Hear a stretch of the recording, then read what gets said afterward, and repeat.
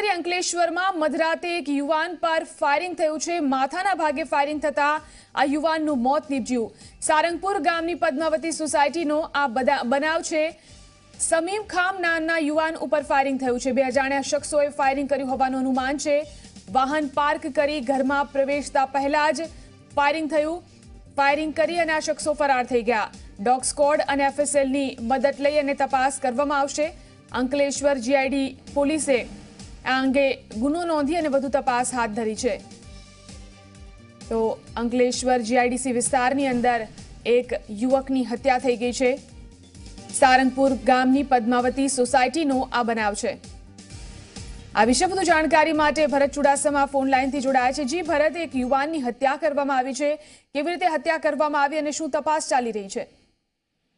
ચોક્કસથી જણાવી દઉં જીવન, ગત રોજ મોડી સાંજે આ જે યુવાન છે સમીમ ખાન તે ગેરેજ ચલાવે છે અને અંકલેશ્વરમાં કહેવાય છે સારંગપુર મીરાનગર નજીક તેનું ગેરેજ આવેલું છે। ગેરેજ પરથી તે પરત ફર્યો હતો ઘરે અને જેમ ઘરે બાઇક પોતાની મોટરસાયકલ પાર્ક કરી અને મોટરસાયકલ પરથી ઉતરે તરત જ બે ઈસમો મોટરસાયકલ બીજી અન્ય એક મોટરસાયકલ પર આવી અને ફાયરિંગ કર્યું હતું।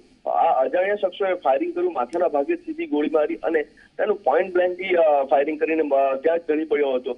ત્યારે બંને શખ્સો ભાગી ગયા હતા, પરંતુ તેની પત્નીએ તાત્કાલિક ઘરમાંથી બહાર અવાજ આવતા અને આસપાસના જે રહીશો હતા તે દોડી આવ્યા હતા અને તુરંત જ એને હોસ્પિટલ રવાના કર્યો હતો, પરંતુ તેને મૃત જાહેર કરાયો।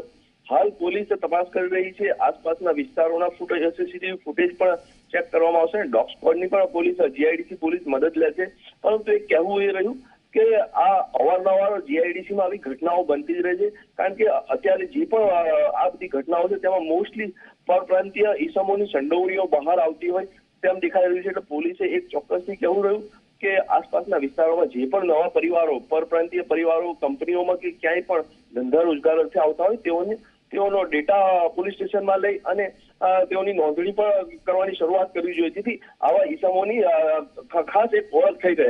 જી બિલકુલ ભરત, જે પરિવારજનો છે તેમને કોઈની ઉપર શંકા છે, તેમનું શું કહેવું છે આ મુદ્દે?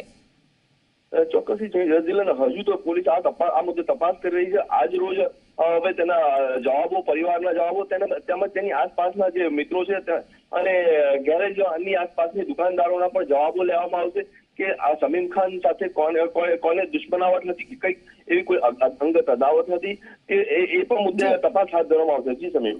જી બિલકુલ, આભાર ભરત સમગ્ર જાણકારી આપવા માટે।